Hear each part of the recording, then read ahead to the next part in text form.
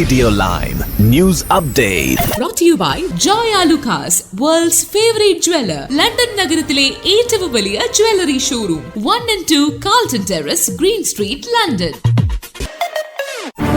നമസ്കാരം, lime news അപ്ഡേറ്റ്സിലേക്ക് സ്വാഗതം. വാർത്തകളുമായി ഞാൻ നിപിൻ. ശമ്പള വർധനവ് നിലവിൽ വന്നു.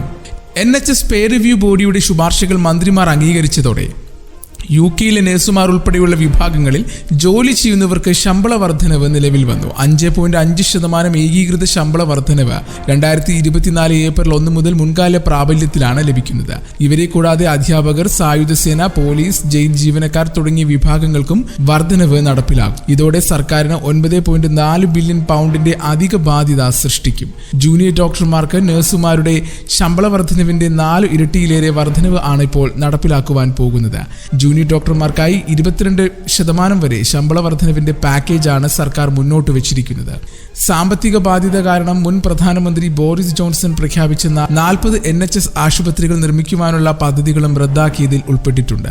മലയാളികളിൽ ഭൂരിഭാഗവും ജോലി ചെയ്യുന്ന നഴ്സിംഗ് മേഖലയിലെ ശമ്പള വർധനവിൽ നിരാശരാണ് മിക്ക മലയാളി നഴ്സുമാരും. പണപ്പെരുപ്പത്തിനും ജീവിത ചെലവ് വർധനവിനും ആനുപാതികമായ ശമ്പള വർധനവ് ലഭിച്ചില്ലെന്നാണ് ഭൂരിപക്ഷം പേരും അഭിപ്രായപ്പെടുന്നത്.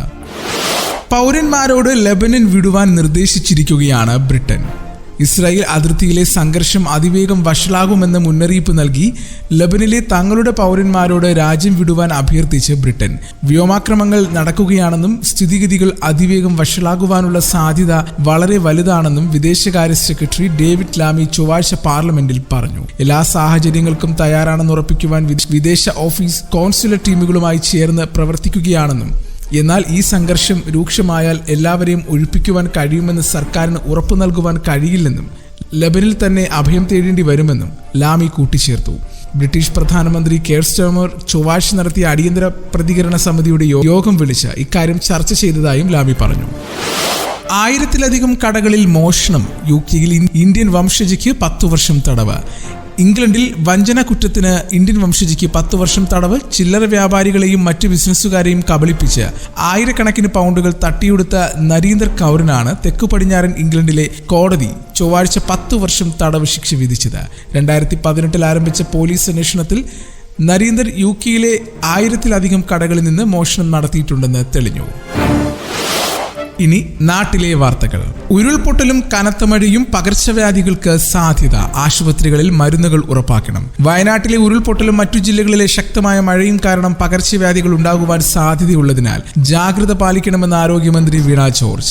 ജലജന്യ, ജന്തുജന്യ, പ്രാണിജന്യ, വായുജന്യ രോഗങ്ങൾ പടർന്നു പിടിക്കുവാൻ സാധ്യത കൂടുതലാണ്. എലിപ്പനി കേസുകൾ കൂടുവാൻ സാധ്യതയുള്ളതിനാൽ വെള്ളത്തിലിറങ്ങുന്ന സന്നദ്ധ പ്രവർത്തകർ ഉൾപ്പെടെയുള്ള എല്ലാവരും ആരോഗ്യ പ്രവർത്തകരുടെ നിർദ്ദേശാനുസരണം എലിപ്പനി പ്രതിരോധ ഗുളികയായ ഡോക്സിസൈക്ലിൻ കഴിക്കണം. എല്ലാ ആശുപത്രികളിലും ആവശ്യമായ മരുന്നുകൾ, ORS, zinc, doxycycline, bleaching powder തുടങ്ങിയവയുടെ മതിയായ സ്റ്റോക്ക് ഉറപ്പാക്കുവാൻ നിർദ്ദേശം നൽകി.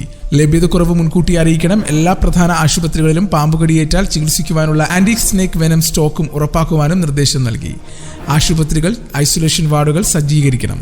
ദുരിതബാധിത പ്രദേശങ്ങളിൽ അവധി ദിവസങ്ങളിലും ഞായറാഴ്ചകളിലും സേവനം ഉറപ്പാക്കണം. ശുചീകരണ പ്രവർത്തനങ്ങളിലും ദുരന്ത നിവാരണ പ്രവർത്തനങ്ങളിലും ഏർപ്പെട്ടിരിക്കുന്നവർ വ്യക്തിഗത സുരക്ഷാ ഉപാധികളായ ഗ്ലാസ്, മാസ്ക്, ബൂട്ട് മുതലായവ ധരിക്കേണ്ടതാണ്. ഓഗസ്റ്റ് 3 വരെ കേരളത്തിൽ അതിശക്തമായ മഴയ്ക്ക് സാധ്യത. 3 ജില്ലകളിൽ നാളെ അവധി, 5 ജില്ലകളിൽ ഓറഞ്ച് അലേർട്ട്. കേരളത്തിൽ ഓഗസ്റ്റ് 3 വരെ അതിശക്തമായ മഴയ്ക്ക് സാധ്യതയെന്ന് കേന്ദ്ര കാലാവസ്ഥാ വകുപ്പിന്റെ പുതിയ മുന്നറിയിപ്പ്. ശക്തമായ മഴ തുടരുന്ന സാഹചര്യത്തിൽ നാളെ 3 ജില്ലകൾക്ക് കൂടി അവധി പ്രഖ്യാപിച്ചു. കാസർഗോഡ്, കണ്ണൂർ, തൃശൂർ ജില്ലകൾക്കാണ് അവധി. കണ്ണൂർ ജില്ലയിലെ അംഗനവാടികൾ, പ്രൊഫഷണൽ കോളേജുകൾ, ട്യൂഷൻ ക്ലാസുകൾ അടക്കമുള്ള വിദ്യാഭ്യാസ സ്ഥാപനങ്ങൾക്ക് നാളെ അവധിയാണ്. മുൻനിശ്ചയപ്രകാരമുള്ള പൊതുപരീക്ഷകൾ, യൂണിവേഴ്സിറ്റി പരീക്ഷകൾ എന്നിവയ്ക്ക് മാറ്റമുണ്ടായിരിക്കുന്നതില്ല. മുൻകൂട്ടി പ്രഖ്യാപിച്ച പരീക്ഷകൾക്ക് മാറ്റമില്ല. ഉരുൾപൊട്ടലിന്റെ പ്രഭവ കേന്ദ്രമായി അറിയപ്പെടുന്ന മുണ്ടക്കൈ തീവ്ര ദുരിതബാധിത പ്രദേശമാണെന്ന് മുഖ്യമന്ത്രി പിണറായി വിജയൻ അറിയിച്ചു. ഇത് മനുഷ്യവാസമുള്ള പ്രദേശമല്ല. ഒഴുകിവന്ന മണ്ണും പാറകളും ദുരന്തബാധിത സാധ്യതയില്ലാത്ത ചൂരൽമല അങ്ങാടി എന്ന പ്രദേശത്താണ് അടിഞ്ഞത്. നിരപ്പായ പുഴയുടെ തീരവും വർഷങ്ങളായി ജനവാസമുള്ള മേഖലയുമാണ്. മഴ കനത്തതിനാൽ ആളുകളെ മാറ്റിപ്പാർപ്പിച്ചത് അപകടത്തിന്റെ വ്യാപ്തി കുറച്ചു. 64 മുതൽ 204 വരെ മില്ലിമീറ്റർ മഴ പെയ്യുമെന്നായിരുന്നു മുന്നറിയിപ്പ്. എന്നാൽ ആദ്യ 24 മണിക്കൂറിൽ 200 മില്ലിമീറ്ററും അടുത്ത 24 മണിക്കൂറിൽ 372 മില്ലിമീറ്ററും മഴ പെയ്തു. കാലാവസ്ഥാ വ്യതിയാനത്തിന്റെ പശ്ചാത്തലത്തിൽ മഴയും പ്രകൃതി ദുരന്തങ്ങളും പ്രവചനാതീതമാണ്. ഏറെ കാലമായി ജീവിക്കുന്ന പ്രദേശത്ത് ഇതിനു മുമ്പ് അനുഭവം ഉണ്ടായിട്ടില്ല. എന്നാൽ മാറിയ സാഹചര്യത്തിൽ ദുരന്ത സാധ്യത മുന്നറിയിപ്പ് എല്ലാവരും പാലിക്കുവാൻ തയ്യാറാകണമെന്ന് മുഖ്യമന്ത്രി പറഞ്ഞു. ഇനി കായിക വാർത്തകൾ. 19-ാം ഓവറിൽ റിങ്കു സിംഗിന് 3-ന് 2 വിക്കറ്റ്. 20-ാം ഓവറിൽ സൂര്യകുമാർ യാദവിന് 5-ന് 2 വിക്കറ്റ്. പല്ലക്കലയിൽ ലങ്കയെ വീഴ്ത്തി ഇന്ത്യയുടെ പാർട്ടിയും വണ്ടർ ബോളർമാർ. ഇന്ത്യക്കെതിരായ T20 പരമ്പരയിൽ ആദ്യ 2 മത്സരങ്ങളിൽ നിരാശപ്പെടുത്തുന്ന തോൽവിയുടെ വേദനമറന്ന് 3-ാം മത്സരത്തിൽ ശ്രീലങ്കൻ ടീം അനായാസ വിജയത്തിലേക്ക് കുതിക്കുന്നു. തകർപ്പൻ ബോളിംഗ് പ്രകടനത്തിന് പിന്നാലെ മുൻനിര ബാറ്റർമാരും ഉത്തരവാദിത്തം കാട്ടിയതോടെ അവസാന 5 ഓവറിൽ ശ്രീലങ്കയ്ക്ക് വിജയത്തിലേക്ക് വേണ്ടത് 30 റൺസ് മാത്രം. കൈവശമുള്ളത് 9 വിക്കറ്റ്. ജസ്പ്രീത് ബുംറ കൂടിയില്ലാത്തതിനാൽ ഇന്ത്യ ജയിക്കുമെന്ന് ഏറ്റവും കടുത്ത ഇന്ത്യൻ ആരാധകർ പോലും പ്രതീക്ഷ വെക്കാത്ത ഒരു മാച്ച്. തോൽവി ഉറപ്പിച്ച ഈ ഘട്ടത്തിൽ അസാമാന്യ മേവഴക്കത്തോടെ തിരിച്ചടിച്ചാണ് 3-ാം T20 മത്സരം സൂപ്പർ ഓവറിലേക്ക് നീട്ടിയെടുത്ത് ഇന്ത്യ പരമ്പര തൂത്തുവാരിയത്. ഒരുപക്ഷെ ശ്രീലങ്കയ്ക്ക് മാത്രം കഴിയുന്ന രീതിയിൽ കൂട്ടത്തോടെ തകർന്നടിഞ്ഞാണ് കൈവെള്ളയിലിരുന്ന മത്സരം അവർ ഇന്ത്യക്ക് മുന്നിൽ അടിയറവ് വെച്ചത്. ഇരു ടീമുകളും 20 ഓവറിൽ 137 റൺസ് വീതമെടുത്താണ് മത്സരം സൂപ്പർ ഓവറിലേക്ക് നീണ്ടത്. ഇന്ത്യക്കായി സൂപ്പർ ഓവർ എറിഞ്ഞ വാഷിംഗ്ടൺ സുന്ദർ 3 പന്തിനിടെ കുശാൽ പെരേര, പാത്തും നിസ്സംഗ എന്നിവരെ പുറത്താക്കി. ശ്രീലങ്കൻ സ്കോർ 2-ൽ വിജയലക്ഷ്യമായ 3 റൺസ് ആദ്യ പന്തിൽ തന്നെ ഇന്ത്യ മറികടന്നു. മഹീഷ് തീക്ഷ്ണയ്ക്കെതിരെ നേരിട്ട ആദ്യ പന്തിൽ തന്നെ 4 അടിച്ചാണ് സൂര്യകുമാർ യാദവ് ഇന്ത്യക്ക് അനായാസ വിജയം സമ്മാനിച്ചത്. ഇതോടെ 3 മത്സരങ്ങളടങ്ങിയ പരമ്പര ഇന്ത്യ തൂത്തുവാരി. വാഷിംഗ്ടൺ സുന്ദർ മത്സരത്തിലെ താരവും മുഴുവൻ സമയ നായകനുള്ള ആദ്യ പരമ്പരയിൽ തന്നെ സൂര്യകുമാർ യാദവ് പരമ്പരയുടെ താരവുമായി. ഇന്ത്യൻ പരിശീലകൻ എന്ന നിലയിൽ ഗൗതം ഗംഭീറിനും വിജയ തുടക്കമാണിത്.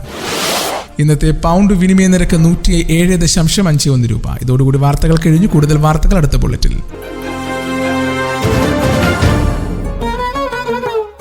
കൂടുതൽ വാർത്തകൾക്കും വിശേഷങ്ങൾക്കുമായി റേഡിയോ ലൈം ആപ്പ് ഡൗൺലോഡ് ചെയ്യൂ. പ്ലേ സ്റ്റോറിൽ നിന്നും ആപ്പ് സ്റ്റോറിൽ നിന്നും. Radio Lime.